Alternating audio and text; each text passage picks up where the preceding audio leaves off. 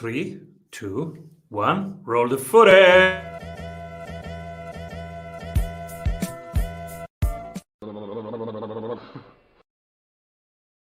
Welcome back, everybody.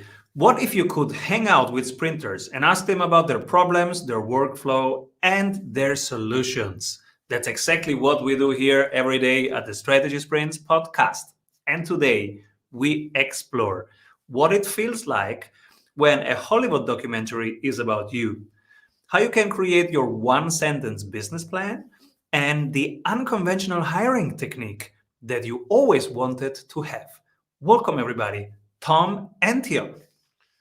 Hey, what's going on, Simon? So cool to have you here. And so, what does it feel like when a Hollywood documentary is about you? Wow. Well, when they came to me, I'm thinking to myself, I thought you're supposed to be dead before they do a documentary about you. But am I dead? I don't know.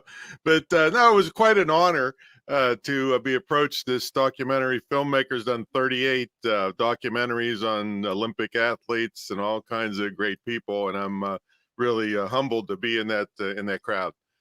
So tell us more. How did they pick you? When did you hear about it?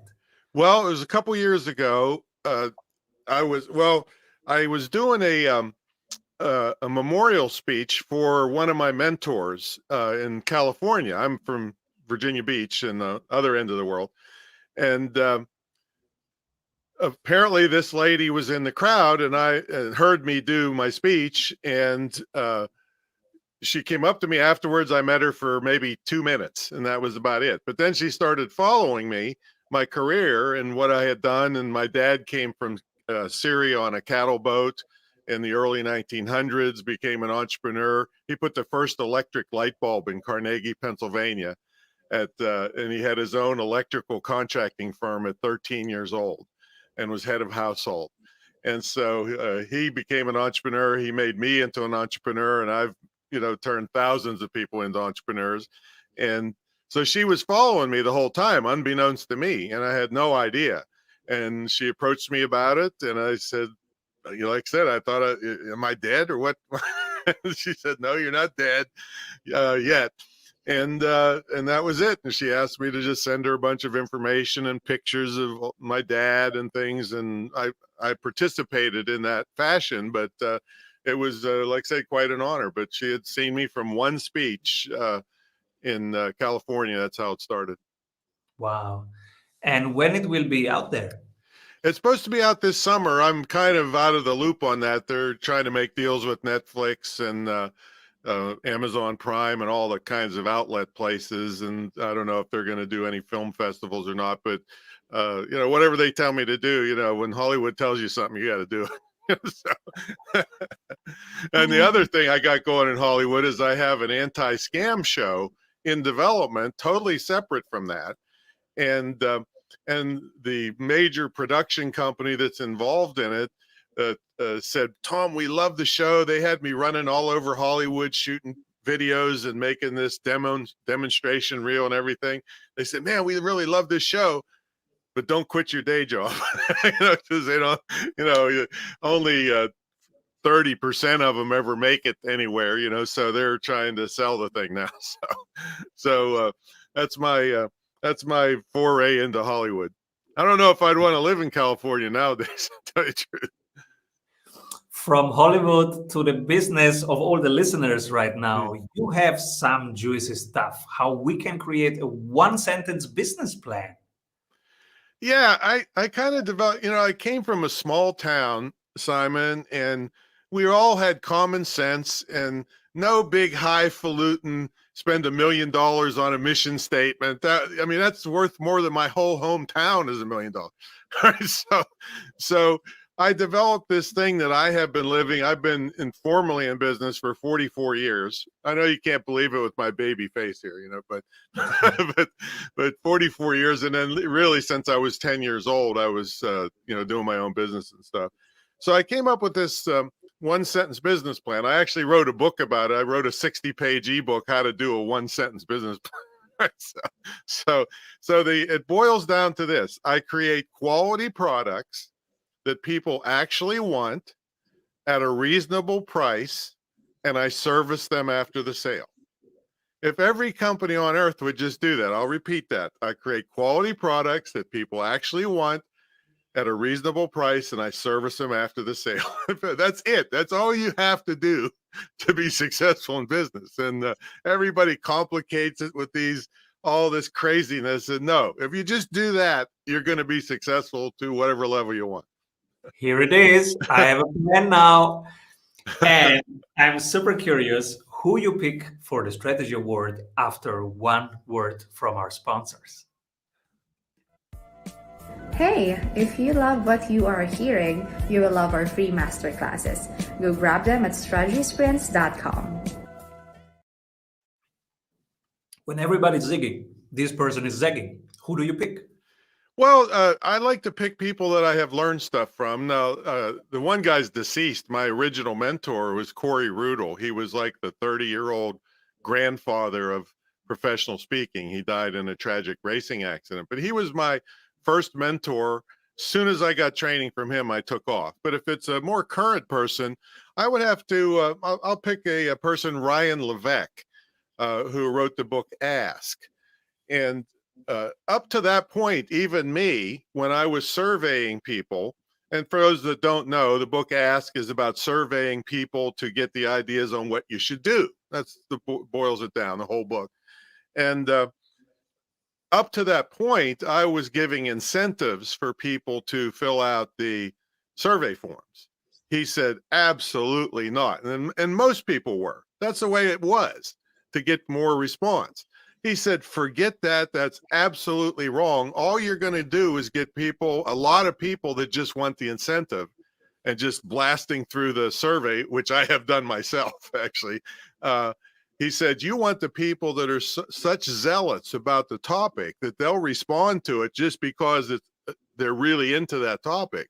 He said, you'll get way better results from that. So the book Ask by Ryan Levesque, I mean, the first part, he's kind of like bragging about his whole success, but the second part is gold in that he zigzagged to that non-incentive survey technique, which is really, really great. Beautiful. Thanks for sharing. And what are 3 books that you love most?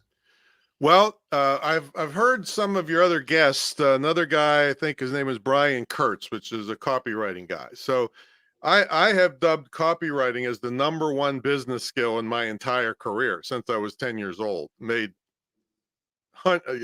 umpteen millions of dollars just with copy, 30 to 40 million that I can identify. That's just me. That's not my students that I've taught this to. So one of the classic books is called Influence, The Psychology of Persuasion by Robert Cialdini, Cialdini. I don't know anybody at my level that hasn't read that 5 to 7 times. So that's one. Another one that's copywriting related is Triggers by Joe Sugarman. It is such a classic that it's selling for $900 used on Amazon. All right. Now that's the hardcover original one. It's such a unique and book, but you can get the soft cover for $20. so they have a remake of it, but it's the 21 psychological triggers that get people to buy stuff by Joe Sugarman, who has sold billions of dollars of stuff in direct marketing. And then the other one, let's see. Oh, it's called Exactly What to Say. I wrote this down, so I made sure I get the subtitle right, because the book it's in the other room. Exactly What to Say, The Magic Words for Influence and Impact by Phil Jones. It's a very short book, no fluff at all. But it says, if they say this in a sales conversation, you say this. That's right to the point. It's beautiful. So I don't like fluff. I like to get to the point on stuff. So those are the 3 books: Influence, Triggers, and Exactly What to Say. Did you try the things that from exactly? I have been incorporating some of them into. I don't do a lot of sales stuff anymore because I've been around a long time and people kind of come to me nowadays. But I have been thinking about it because an old coal miner told me one time, Simon, the schoolhouse door is always open. So I'm a continuous learner. So yes, I'm putting all that stuff away. And I'm sure when the time comes, somebody will say something. And because I took the time to learn what this guy said, I'll have a response, a better response maybe than I would have. So you have to test a lot of this stuff. I know your guest on copywriting was into testing to the 90th degree. And that's beautiful. You can really get rich that way. Yes, Brian Kurtz, everybody. Mhm. So if listeners right now want to dig deeper into what Tom has just pointed to, the episode with Brian Kurtz, he goes really deep into how to test copy, and he's one of the gurus in direct marketing. Now, Yes. the one thing I don't want people to get scared off, though, because when they listen to that guy who's been there and done that, that guy has been there, all right, is that when you're into digital marketing now, which I suggest every business on earth, no matter if you're an ice cream shop or whatever, you make a digital part of your business. For instance, an ice cream shop would think, okay, I have customers within 5 miles of my store, maybe 10 if they're lucky. That's the way they think. That's not the way I think. I think you could make an ebook on how to make an ice cream cake and be selling it anywhere that they speak English. And then you could have it translated into Spanish and Swahili and everything else and and make way more money than you could do in your ice cream shop locally with no overhead and 97% profit. So I highly suggest people do that. So the reason I brought that up is because I don't want them to get scared off on all the deep stuff Mr. Kurtz was talking about. And he was just touching the surface on it. He didn't even go all the way deep because people with the computer would have blown up. But with 97% profit margins, you do not have to do things perfectly to be successful and get things going. So don't hold back thinking that I have to be an expert at testing. Do the darn business plan I just told you, and you'll start making money, and then you can improve as you go. I made every mistake on earth in the past 44 years, and 27 of them since the commercial internet started. I've been selling since 1994, since the commercial internet started, made thousands of mistakes. But when you keep your costs low and you have 97% profit margin, you can mess up terribly and still survive and get out of, my podcast is called Screw the Commute because I never had a job. Actually, I got to tell you about that. I actually applied for a job once, Simon. It said they had a 401k. And I thought, oh man, that's a good starting salary, 401,000. I didn't get that job.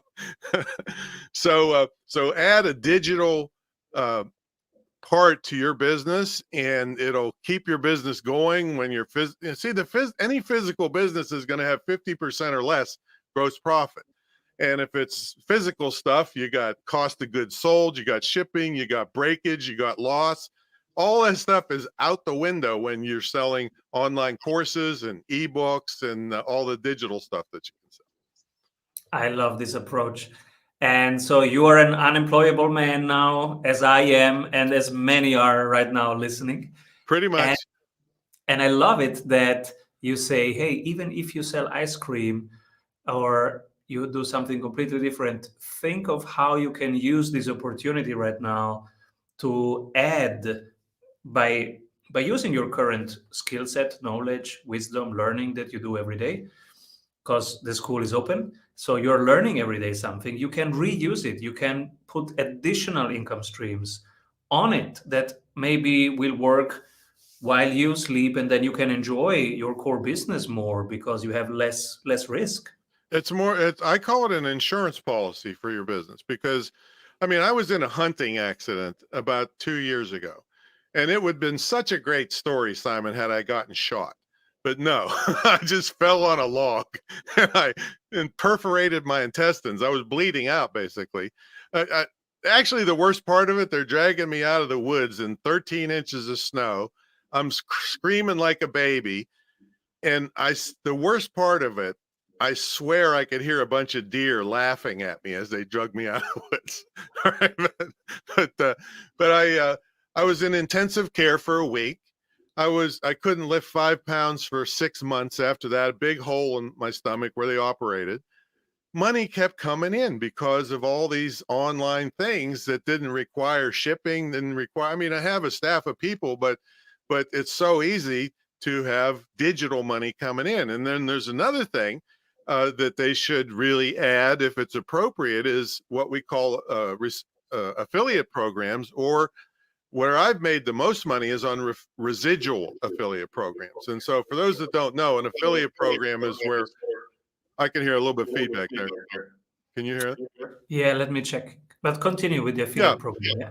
Yeah. So a basic affiliate program is where you recommend someone else's product, and if somebody buys it through your affiliate link, you get a commission. So that's a basic affiliate. Yeah, I'm really hearing the feedback really loud. Is it going? My speaker's probably going through your mic. Yeah. Yeah, if you could just mute while I'm talking, that'll knock it out a little bit. But yeah, it doesn't make for the greatest conversation. But you know, I'm long-winded, so we'll get by. Cool. Okay. So for instance, I wrote an ebook at a 4-hour layover at McCarran Airport in Las Vegas.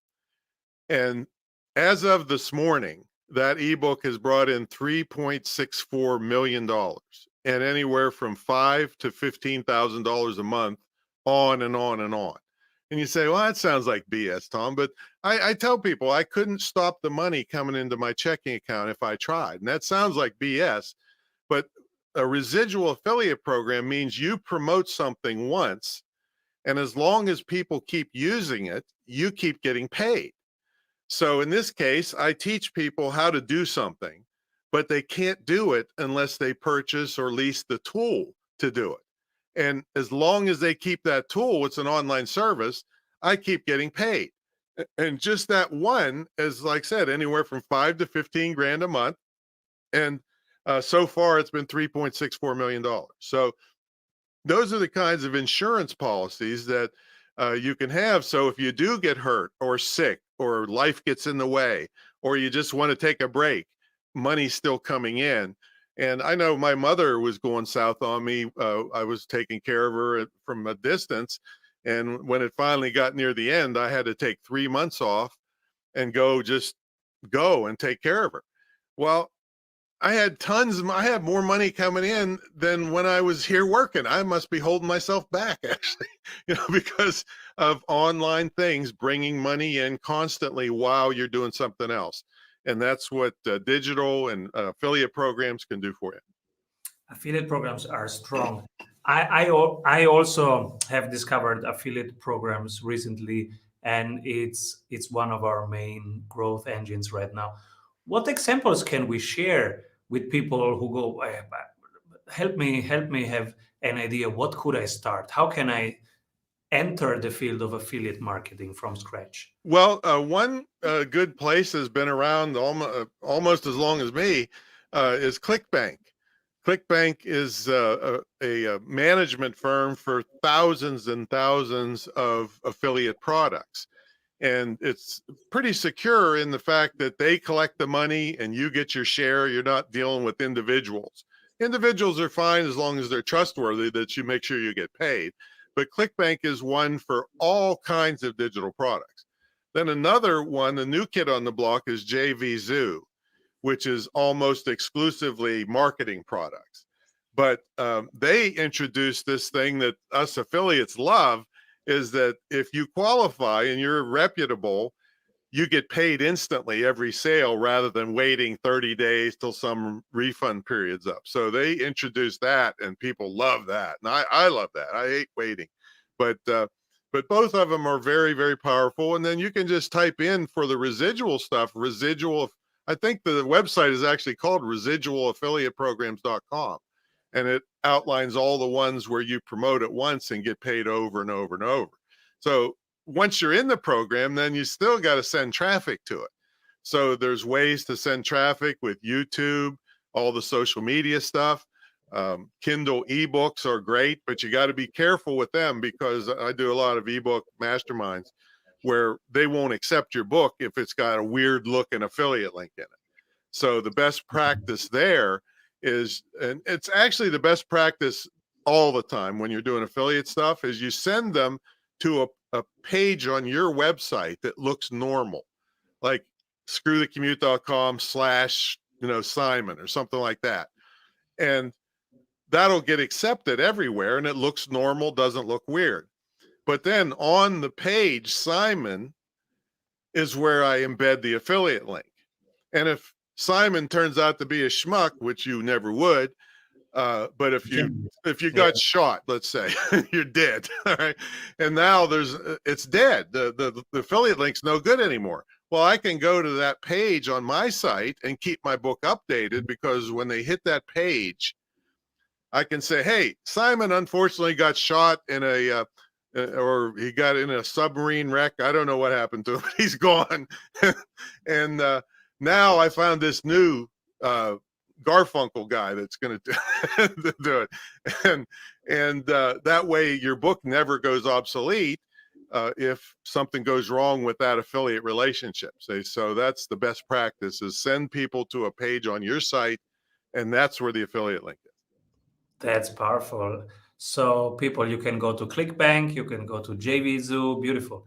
And you have one more CEO tip for us, that is your unconventional hiring technique. Tell us more. Yeah, well, you got to have the stomach for this one, because this is this is kind of an in-your-face technique.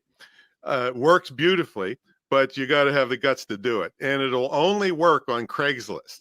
Okay, so here's how it works. First of all, I don't want a 55-year-old MBA who's out of work and can barely operate their computer applying for a job with me. I want more young, tech-savvy people, right?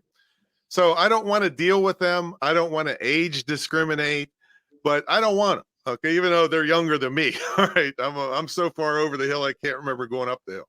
All right, but I don't want them. I want the younger people. So the title to my ad is paid internship, because no old fart MBA is going to apply for an internship. They're too good for that, right? And so it wipes out all the people that I don't want to talk to. Not that I don't appreciate their plight because they got laid off after 20 years and all that stuff, but I can't spend my whole day talking to them about something they're not going to get hired for. So paid internship only brings in younger people that are just by definition tech savvy. So that's a good start.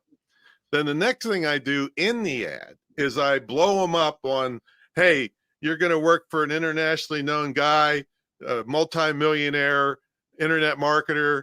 You're going to learn all this great stuff. So, builds them up. Wow, this is great. Right. And then I hit them.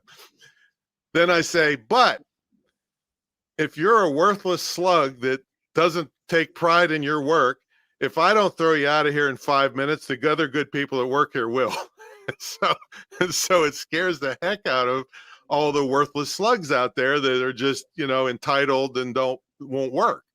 And so everybody that's come through that ad has been in with me multiple years, some as many as 15 years.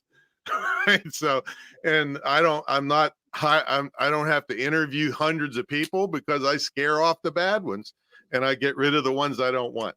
So that's my unconventional hiring technique that you have to have the guts to actually do. This is the most unconventional hiring technique we ever heard. It works. No, you can't. I mean, when you look at the people that work here, they've been here for years and years. They're saying, hey, I'll show this guy.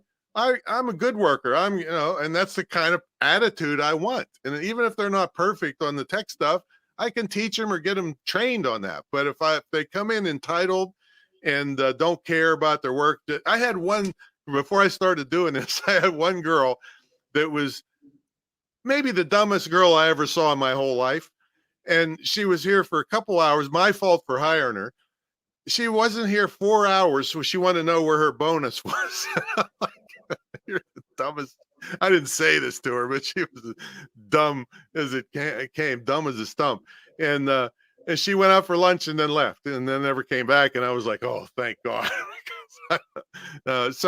So yeah, you got to really be careful because one person can just drain your organization and make everybody else mad that are good people. So you got to be extremely careful with hiring. And this is the method I found to attract really good people.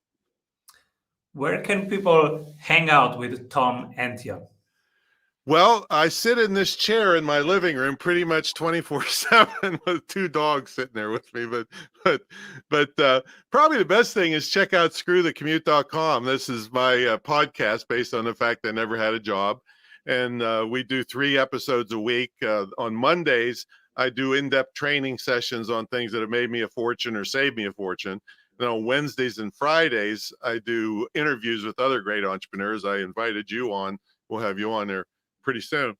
And then that leads to everything else I got. But I have the longest running mentor program ever in the field of internet and digital marketing. I have the only licensed internet marketing school, which, by the way, I know one of the things you always are interested in is what people are creating or doing now. Yeah.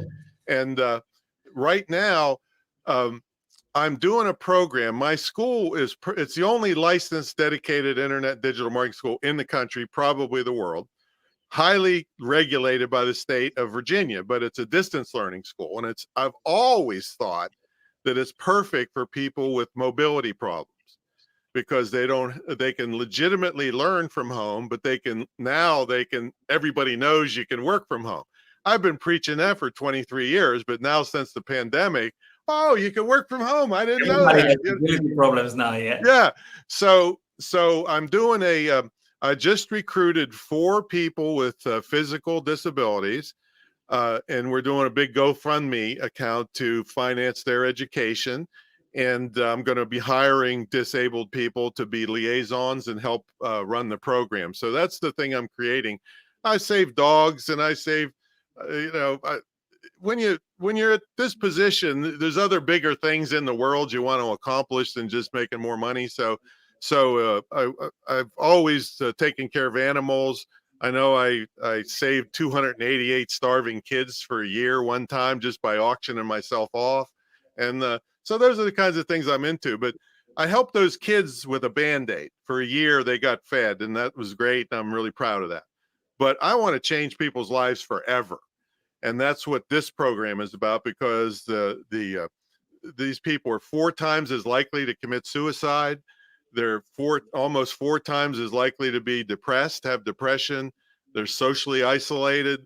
So I'm going to do something about it. And then that's what I'm doing. And I know a lot of people will help me. I've got hundreds of people already lined up to contribute to the program. And the more money I bring in, the more people I can put through the program. So that's what I'm creating now. And it's bigger than just me. How can we support? Well, we're working on the Gofundme campaign. It hasn't gone live yet, but in about I don't know when this is going to go live. Maybe whenever this is live, it'll already be going, but it'll be announced everywhere, screwthecommute.com, and on my school site, which is imtcva.org, Internet Marketing Training Center of Virginia.org. And so, yeah, love, we try to get people, even if it's $5, just to show support for these people and get them excited and motivated to have a really good career. So that's what I'm working on. Beautiful. Who should be my next guest? I was thinking about a guy named Kerry Jack. He's got the Happy Hustle podcast, and he turned down $1 million from Microsoft that wanted to put into his company just because he said it just wasn't right. And so very few people turned down $1 million from Microsoft. And so a very upbeat guy, really positive, and doing extremely well in his business. And yeah, so Kerry Jack is his name, from the Happy Hustle podcast. Beautiful. Is there anything I forgot to ask you? Well, I just definitely wanted to re-emphasize the digital aspect, and not that this is new. I sold my first ebook 21 years ago.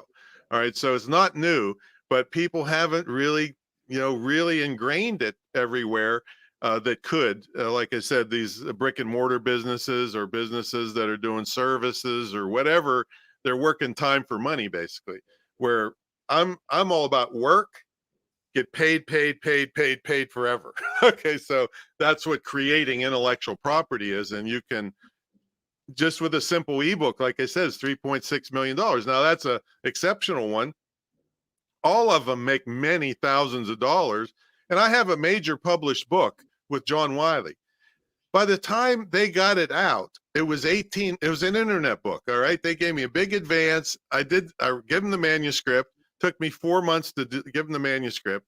It was 18 more months before it hit the shelves. That's 22 months on an internet book. Some of the stuff was obsolete by the time they even got it out, so these ebooks, you can, I wrote one last month that brought in, I think $3,000. I wrote it on Friday and it brought in $3,000 by Sunday night. So this is really what people should be concentrating on. Wow, this is powerful. Thank you so much for sharing all your wisdom, all your journey with us. And we know how we can support and contribute. Thank you so much also for that. And please, Tom and Theo, come back soon. I will. And looking forward to see you on my podcast. Oh, yeah. Avoid trying to do thousands of things that doesn't work. We have 274 templates for your business success. Reach your ambitious goals with one-on-one sprint coach. We double your revenue in 90 days.